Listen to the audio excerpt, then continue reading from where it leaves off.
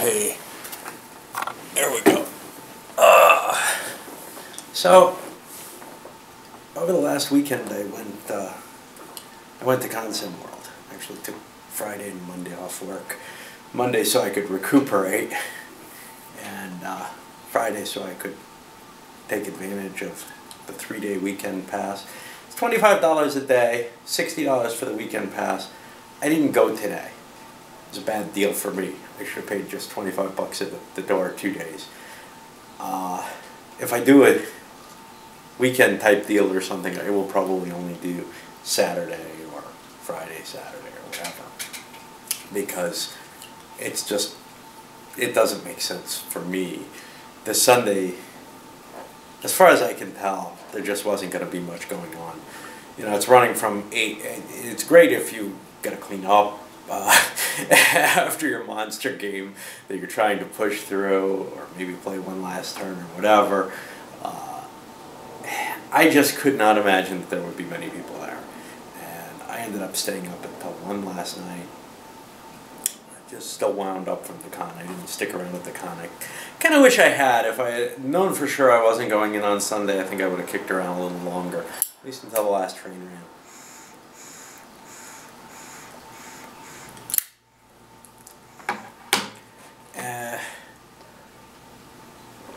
So I had a lot of fear about going at all.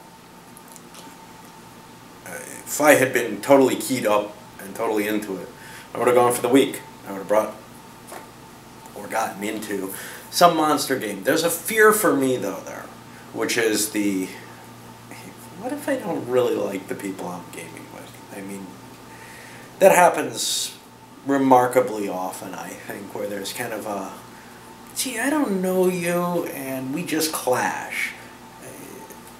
I'm not an easy person to get along with, and I don't get along well with others. I've never played well with other children.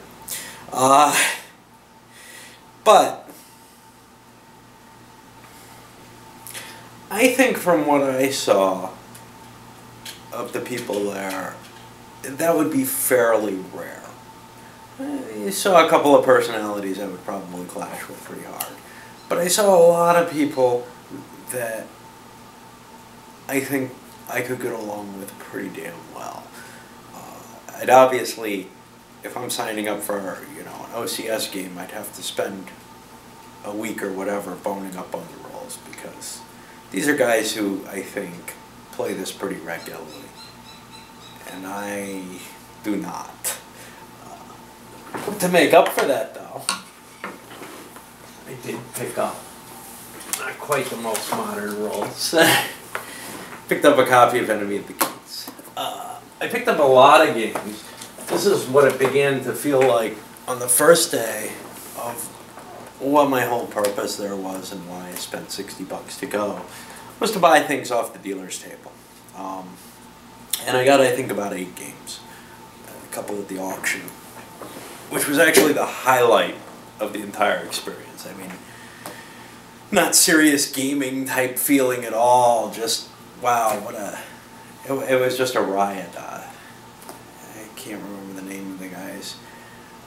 Alan, I think, I don't know.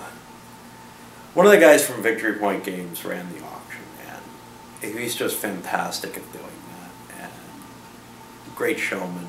He gave great seminar as well on where Victory Point Games is going. Now, I've already stayed away from Victory Point Games because I know their motto, and I know their purpose is to put out nice little simple games. Among other things, solitaire games. A lot of solitaire games, the States of Siege, and now there's another one, Levers of Power. And their other games were small, little short 2-player games, kind of on the lines of the GDW 120 series. It looks like they have Frank Chadwick on board to help with those, or with something. And that's another thing about the con, walking around. You know, I mean, you see Frank Chadwick there, John Hill. just all these people who are luminaries in the field. For me, the most exciting, I didn't get to talk to Frank Chadwick much. He would have been someone I would love to sit around and listen to at the I guess there's sort of fireside chats or something that go all night. I think people are pretty worn out by the weekend, though. I certainly was worn out just going there. I mean, it's easier for the guys who are at the hotel.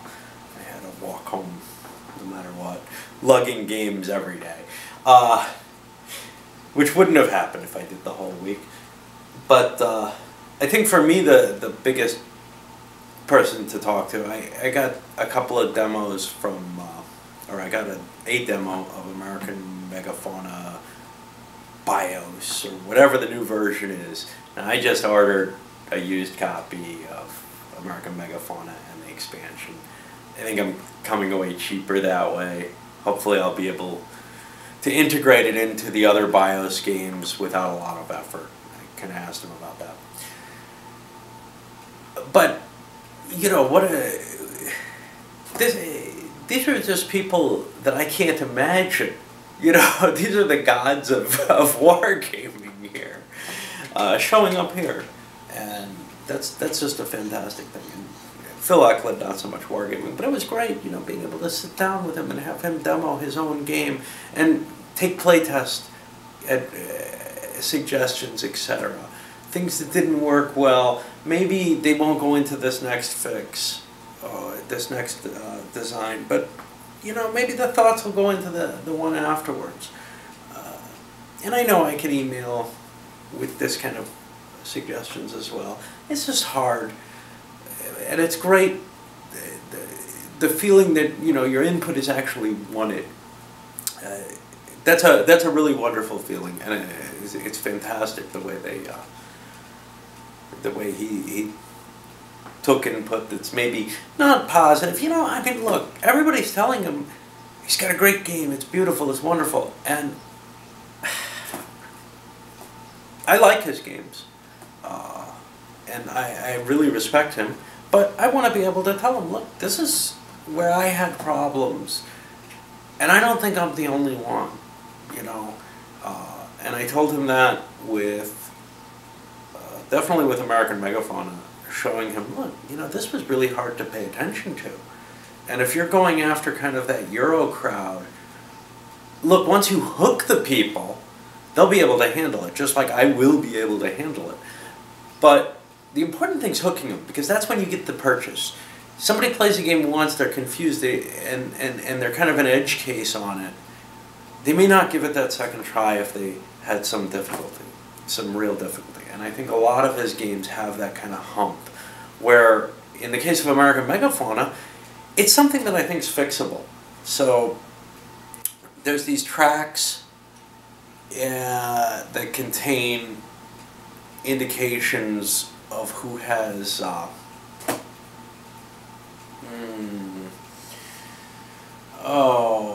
don't know, advantages that prevent you from being eaten. I don't remember what they're called.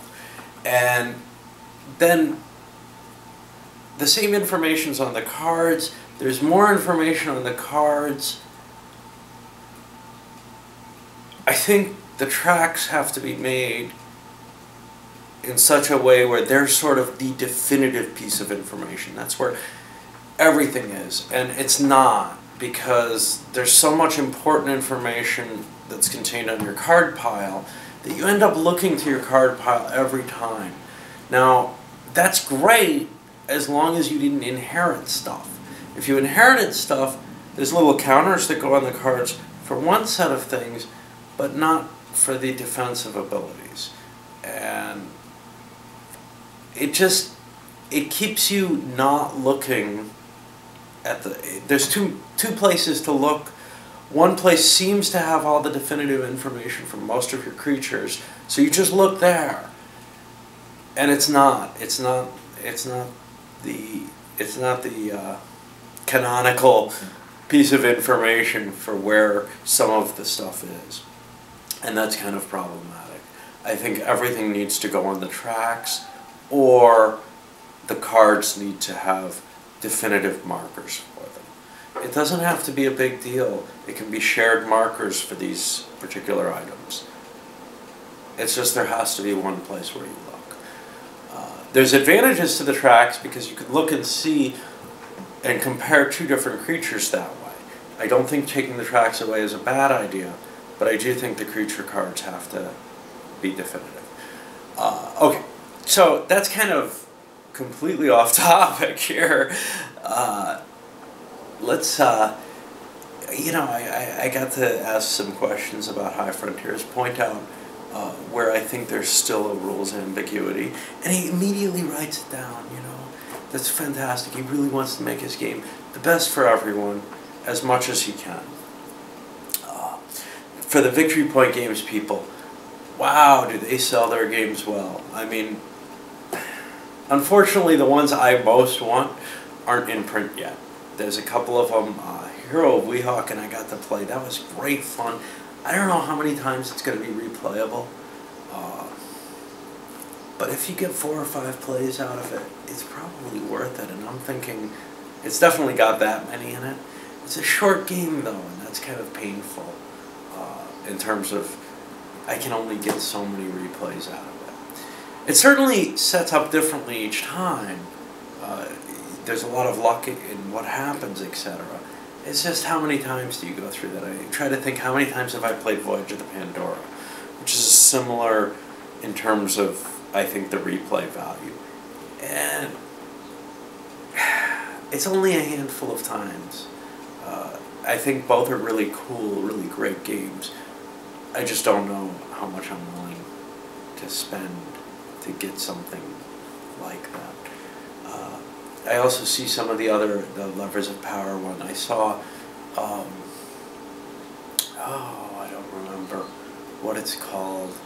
It's an English Civil War game, States of Siege game. And I played a little bit of that to look at it.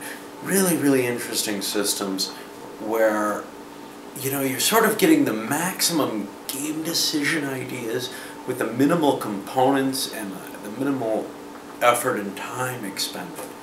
It's a really, really interesting idea, and I have to decide whether or not, you know, it's worth putting the $20 or $30 or whatever they end up going for into something that is so tiny, but there's so much design in there, and, you know, they're definitely going under a different business model than anyone else. Now, everybody there is really great at selling their game and at demoing it, really. I mean, you walk away, you've had a good experience. They give good demo. So what did I play? The first day I got there, I got into a game of Here I Stand. And it looked like we were just going to try to play the complete game. And I would have been so into that. Unfortunately, someone who really knew the game sat down and kind of made it clear to everyone, hey, if you want to end by, you know, noon or whatever, we got to play the tournament version. Anything else is not going to be short enough. Somehow I sold them on that, and then jumped into it.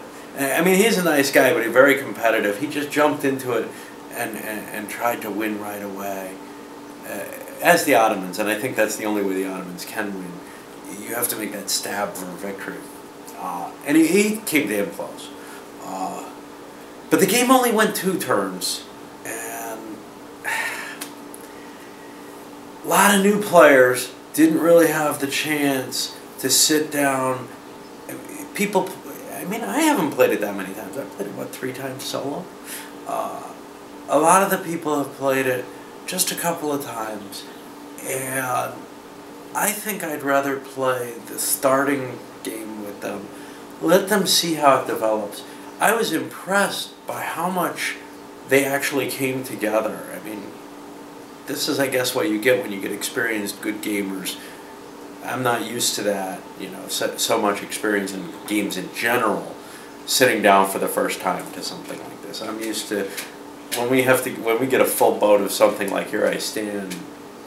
We're pulling a couple of people who are kind of Euro players. They just do not realize, hey, this guy's going to win. We played it one turn, and he almost won on that first turn. We have got to stop him.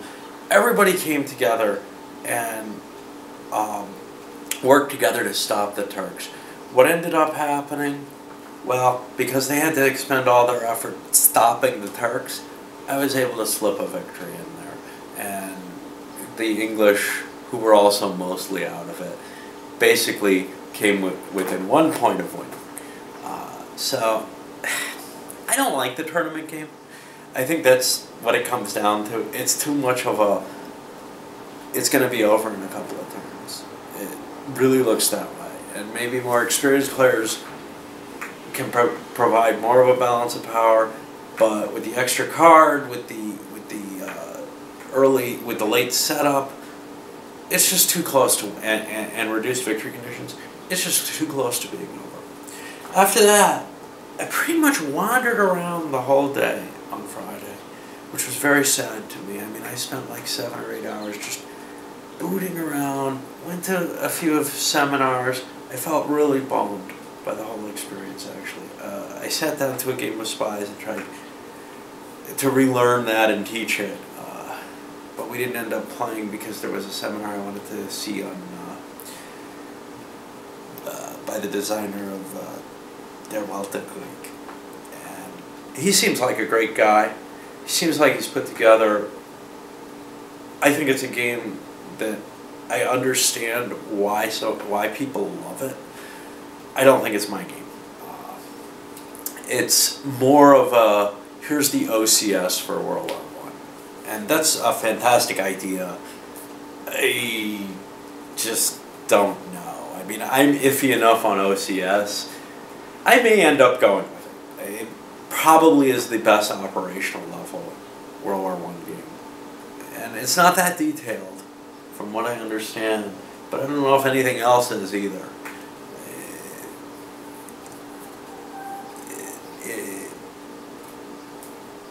Although the maps are kind of iffy. But that, the graphics is fine on them. It's just the design decision to make the hex sites that scares me. I'm afraid I can't see what the terrain is in a hex or whatever. I don't have a problem with the hex site itself. It's the actual graphic, and then there's also kind of a visual, because you've got these lines cutting through the hexes. It's kind of ugly to me. It's not as bad as some of the pure hex games, but it's pretty bad. But then yesterday, I don't know how much I managed to play yesterday either, actually. I know I managed to play Kutuzov, which was a lot of fun. I got a couple of demos. I think that's really it. Again, I didn't get the amount of gaming I would have expected. Now, I think there were definitely things going on, but they were all full. And what I've got to learn is however people get signed up onto these games ahead of time, I have to learn to do that. Because the people who went to play Here I Stand, they all knew about it beforehand. They just happened to have an extra spot. Kutuzov was definitely a pickup. There were other pickup games I could have gotten into. I remember when I went on Tuesday, I could have gotten into a demo of something. I do not want to play two-player games. I don't mind playing something big where that's two-player in theory, but where I'm splitting up the front. I saw people doing that with Baltic Gap, Cape Spoo, all the OCS stuff. But I don't want to be sitting at a table playing a two-player game. I mean, look, I can either play that solo, or if I really like the person and I want to invest time in making this friendship, I want them to be local, and we might as well be doing it locally. So it was kind of cool being able to play a couple of things. The Here I Stand I knew pretty well and felt comfortable with. Kutuzov I did not feel at all comfortable with. I've played the Napoleonic Wars. It's based on it, but it's mostly left my mind. Strangely enough, I bought Kutuzov while I was there before I played it. I got a deal. It was I got someone to agree to $20 on it. I got Wellington over eBay for about the same price. I'm not sure how thrilled I'm going to be with these, because Napoleonic Wars' charm, whatever value it really had for me, was that it was a fairly light multiplayer treatment of the entire war. Kutuzov looks like it's strategically an interesting game. Wellington, probably the same. I don't know how much value that is to me, though. But then again, I'm really excited about Wilderness Wars, which I wasn't able to pick up. Saw a couple of copies of it for 25 bucks. I probably would have paid that. But I couldn't figure out where the person was. They had cell phone numbers. I don't have my phone with me. I didn't even bring it knowing. But by Sunday, all the copies were gone. Saturday, I could have gotten one. Sunday, they were all gone. But yeah, you know. So one really sad thing about the tag sale, flea market, whatever that they had set up. Somebody had a beautiful copy of This Hallowed Ground. I mean, unpunched, clean as hell, sitting there. And I looked at it and I almost thought about it. You know, I had decided I didn't want that when it came out. I still don't want it. But man, just seeing it on the table was very, very tempting. 150 bucks. Perfectly reasonable price. Apparently somebody walked off with it. And, you know, that's not just damaging to the person who you're walking off to, that's damaging to the entire con. You know, I mean, one of the nice features of this thing was that tag sale. Being able to walk over there, browse games. Not the same price you're going to pay anywhere, but you don't pay shipping. You know, fair deals. Some of the stuff overpriced, some of the stuff underpriced, but you could get your picks. I'm sure you want to get there early, because there might be some stuff that's really below cost. But I actually looked, and I don't know how hard I didn't really look at the prices until I got there. I felt like I was allowed to be there. I went Tuesday and just peeked. But you know, you take the trust element out of that, and you're just doing this huge hit to the whole convention, and sort of to the whole hobby. I mean, you know, whatever bastard did that, I get the temptation. I mean, I had the temptation to go buy it, so I get the temptation that somebody would have to steal it. But man, I wish to hell you hadn't given into it, dude. You know, I mean, people were great in putting in money, and I wish I had put in money. I'm just such a tightwad about everything. I'm not willing to. But I should have at least put what I made off of the auction, which was $5, and well worth the cost into the pony for this guy. But the biggest thing was, you know, I mean,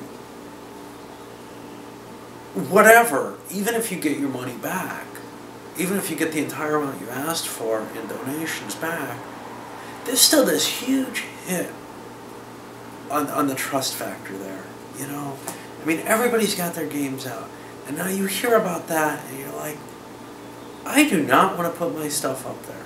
And I'll tell you, I wouldn't trust anyway, because I am so non-trusting. I wouldn't even trust putting cheap stuff up there. First of all, I didn't know if anybody could find me. I couldn't find anyone. I didn't have a way of being found. But you know, it's just great. It's a great thing to have out there, and not the game, the whole flea market aspect, and it sickens me to see that somebody, you know, attacked it in that way. And I just hope whoever got it, whoever walked away with it, you know, I hope they really realize what they've done, and maybe somehow anonymously get it back into the right hands or whatever, because that's just so wrong. You know, it's like we're such a small group of this world anyway, attacking ourselves. Anyway. On that note, I had a good time. I'm still debating. Hey, next year, do I want to do a whole week? If I could get La Grande Gare out there, if I could get people for that, I think I might. If I could get Europa Universalis, I definitely would. But I don't know if this is a group that's willing to sit down and I don't know if the players are there who are willing to say, yeah, you know I can't win this game. I know it's not possible, but I want to play this because I don't know if I'll ever get a chance to again, and I want to take a look and I want to see, do I want to own this? Do I, especially with the Universals. The only thing I put up there on the list for want to play was La Révolution Française. I didn't see anybody else comment on it at all. So, you know, I was kicking around, hey, figure out how they register games and put that down and do a demo of it, essentially. Not a demo, but teach people the game and let them play it. It's only 6 hours or so, you know. And I would have liked to put that up. There may be a few others I'd like to put up. Basically, for me, I don't want to bring anything that somebody else probably could have brought. That's always been kind of how I feel. You know, that's why 1830 never came to my weekly games, because somebody else has that. I'm not going to bring it. You know. So that's a biggie for me. Is I want to bring something that just, well, one thing is, you know, most of the people going there are driving or flew in and are staying at the hotel. It's not that huge a thing to bring the game. For me, I gotta haul it, you know, on my back. Okay, it's not that huge a thing for me either. I'm just making excuses in a way. But yeah, I mean, the only things I would bring, multiplayer, and I really want to play it. Here I Stand probably fit in that. I don't know how many other modern games would fit into that. I could see doing something like Lords of Sierra Madre. A few other of my sort of Wimp Games things. I saw they played a couple of things I almost thought about. They did an Advanced Civ. I wasn't willing to commit the time to that. If it was pure Civ, I would have done it. Advanced Civ gives me a headache comparatively. And just keeping track of all the points is so much harder. And I almost did, what is it, Age of Renaissance tournament thing. It looked like they had 6 people and only 6 people. They had enough boards for multiple tables. Only 1 table played. If more people had been kicking around looking for it, I would have filled in on that in a minute. I'm not